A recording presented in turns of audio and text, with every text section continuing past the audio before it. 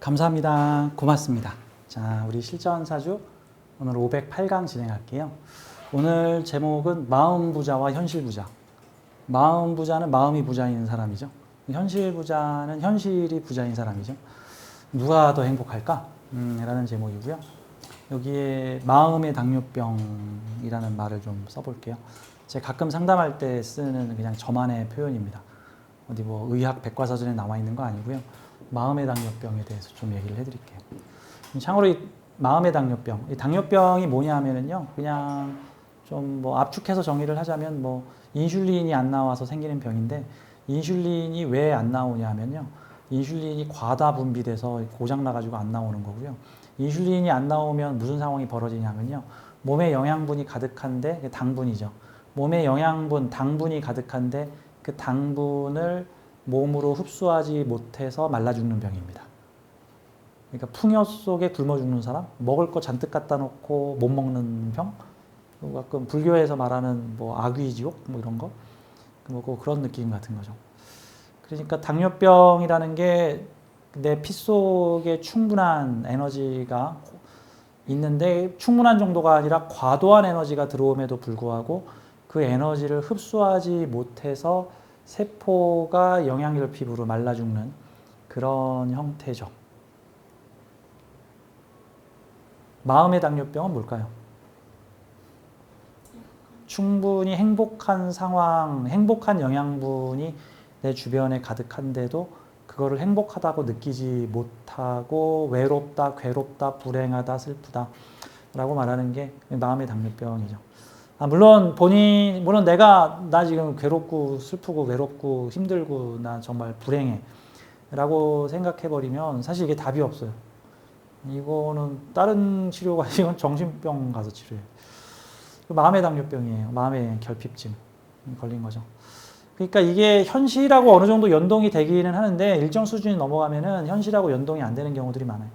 그러니까 돈도 많고 뭐 남편 성실하고 뭐 자식도 뭐 공부 잘하고 학교 잘 다니고 있고 본인도 집에서 주부로 뭐 남편이 충분한 돈을 벌어주면서 살림 잘하고 있는데 불행하다 불행하다 불행하다 불행하다 이제 자기는 불행하다 남편 니는 좋겠다 뭐 이러면서 이제 전에 한번 좀 그런 느낌이 들었어요. 여성분이 상담을 오셨는데 보니까 남편이 아주 기가 막힌 스탠다드한 내가 봤을 때 한 1000명 중에 1명 있을 남편인 것 같아.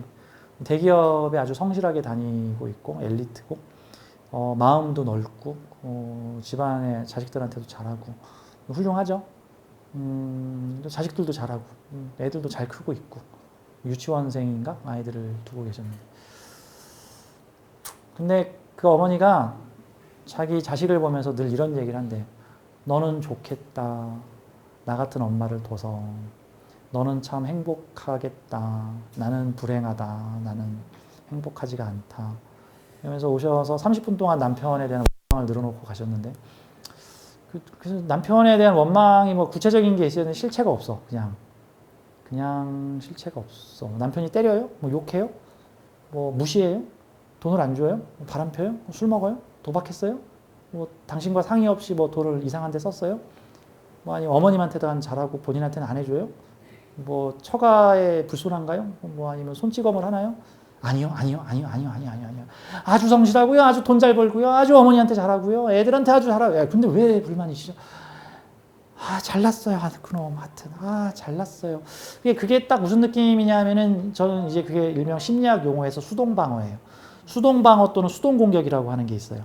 수동방어나 수동공격이 현실에서 나타나는 증상이 보통 준법투쟁 같은 거거든요. 그러니까 내가 법 잘 지켜서 내가 반항하겠다 같은 거죠.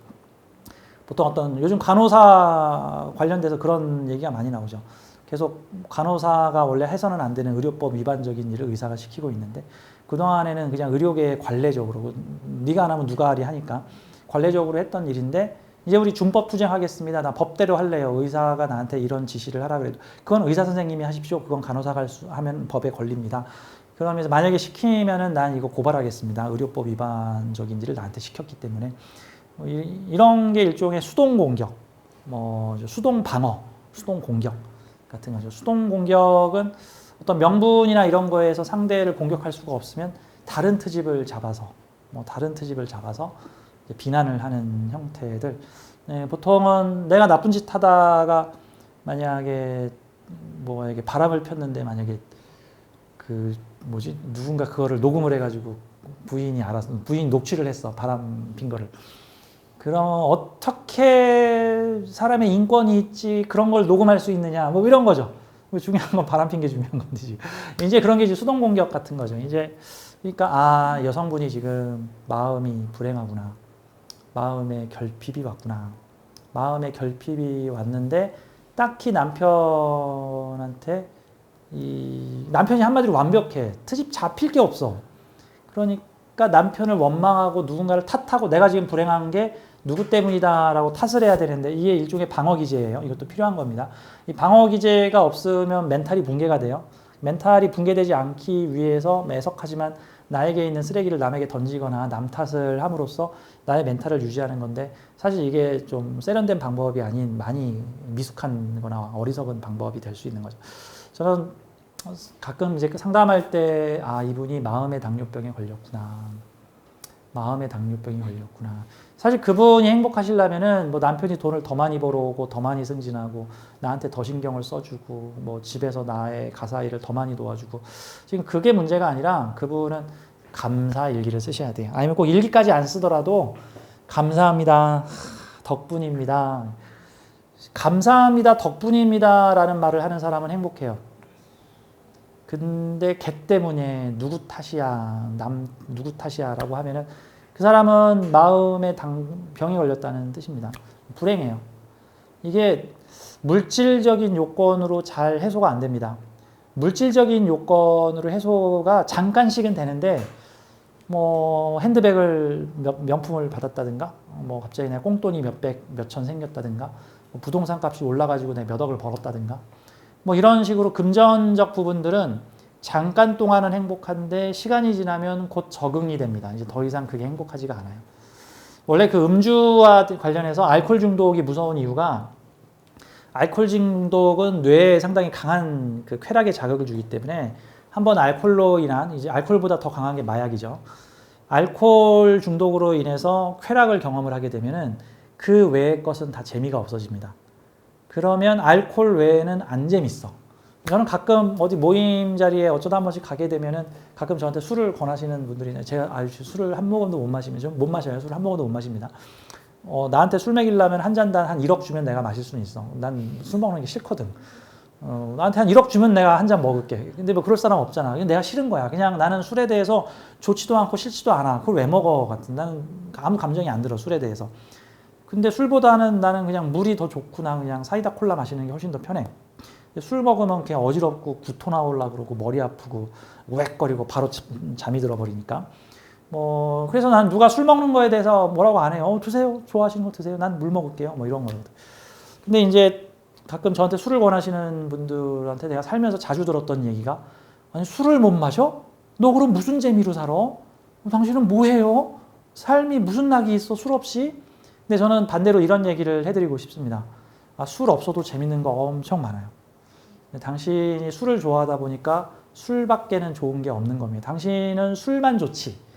나는 술 말고도 세상 만사가 다 좋아. 난 다 즐거워. 난 재밌는 게 너무 많아. 할 게 너무 많은데 나 지금 시간이 없어서 못하고 있어. 할 게 재밌는 것도 너무 많고 할 것도 너무 많은데. 그런 거죠. 그러니까 이 쾌락이나 뭔가 어떤 즐거움에 중독이 되게 되면은 그게 즐겁지가 않아. 그럼 이제 공허해집니다. 그러니까 물질은 이제 그게 심리학자들이 연구를 했죠. 일정 수준까지는 물질의 상승과 행복 상승이 같이 올라가는데 이게 대략 어느 정도까지냐 하면은 한 연봉 한 4, 5천 정도까지는 같이 상승을 하는데 4, 5천 이상서부터는 이게 똑같이 상승하지 않는다고 합니다. 그러다가 1억 2천인가를 넘으면은 금전적으로 상승을 해도 행복지수는 오히려 상승을 하지 않거나 살짝 퇴보하거나 하는 현상들이 나타난다고 해요. 물론 그게 4인 가족을 상대로 했는지 1인 가족을 상대로 했는지 1인이면은 4, 5천 가지고 살겠지만 사실 4인 가족이면 1억 받아도 부족한 경우들이 많아서 그런 경우들도 있으니까 이게 뭐 이제 심리학 연구 중에 하나예요. 그러니까 일정 정도 물질적 풍요가 넘어서게 되면 그것이 더 이상 행복 지수를 높이지 않는다. 이 한계 호용의 법칙 같은 겁니다. 근데 이게 대충 선이 한계선이 한 1, 2억 정도라는 뜻이에요. 1, 2억이 넘어가면 10억을 가지고 있든 100억을 가지고 있든 그게 내 행복함에 별 영향을 미치지 않는다는 겁니다.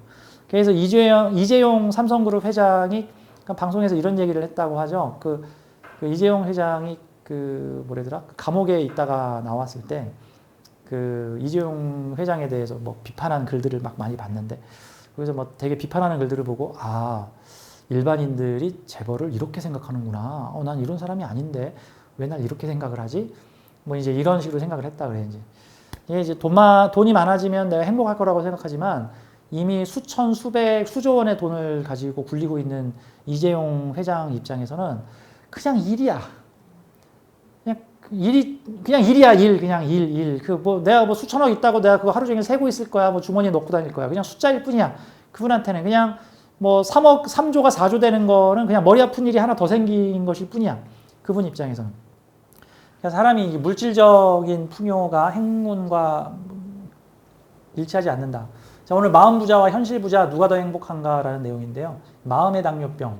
제일 무서운 거예요. 몸의 당뇨병도 무섭지만 마음의 당뇨병이 무섭습니다. 왜? 마음의 당뇨병에 걸리면 행복하지가 않기 때문에. 근데 그게 물질적 풍요를 아무리 줘도 행복하지가 않아. 자, 당뇨병 초기 증세에서는요. 더 강한 당분을 먹으려고 합니다. 더 강한 달달한 거, 뭐 과식, 폭식, 뭐 고기, 뭐 당분 이런 거를 계속 먹어. 그러면 더 많이 주세요, 더 많이 주세요. 몸이 하면서 인슐린이 미친 듯이 폭주하면서 걔네들을 최대한 뽑아내다가 인슐린 분비기관인 췌장이 고장이 나면서 인슐린이 안 나와버립니다.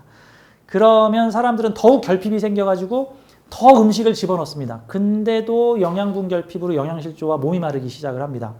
그러면서 흡수되지 못한 영양분들은 온몸에서 온갖 부작용을 일으키기 시작합니다. 뭐 동맥 경화서부터 눈도 나빠지고 상처나면 썩고 뭐 괴산하고 하는 현상들이에요. 저희 아버지가 당뇨병으로 돌아가셔서 저는 저희 아버지 돌아가시는 장면을 늘 집에서 지켜봤기 때문에 당뇨병의 모든 증세를 다 봤어요. 우리 아버지를 통해서. 아무튼 그게 옛날에는 부자들한테 걸리는 병이었죠. 근데 요즘에는 다들 당뇨병에 얼마든지 걸릴 수 있는 시대가 되었던 거고. 그래서 제가 1일 1식 하잖아요. 1일 1식이나 1.5식. 왜? 하루 3끼씩 먹고 있으면 안 행복해. 한 끼만 먹으면 한 끼 먹는 게 너무 행복해. 한 끼 먹을 때마다 행복해.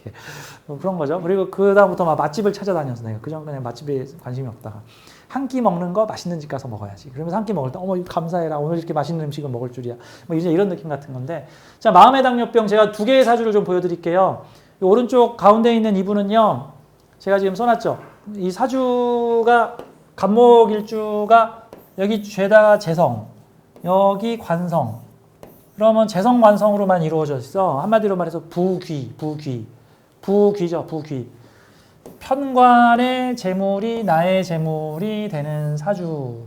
게다가 보통 이런 사주는요, 재물이 웬만해서 안 나가요. 왜 안 나가는 줄 아세요? 편관이 2개나 버티고 있잖아.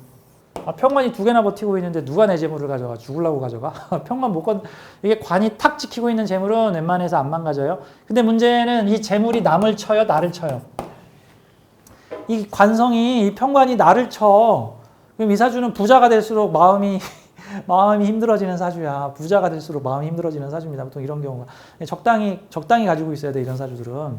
자, 이분이 여성분이시고 지금 40대 중반, 경신년생이니까 40대 중반 여성이 제가 한 2년 전에 봤던 케이스인데 이후에도 좀 기억이 많이 남았던 그런 사례인데 이분이 수도권, 2년 전이 어떤 시기냐면요. 부동산 버블이 극단에 올라왔은 2021년 신축년에 부동산 거품이 미친 듯이 뛰기 시작합니다.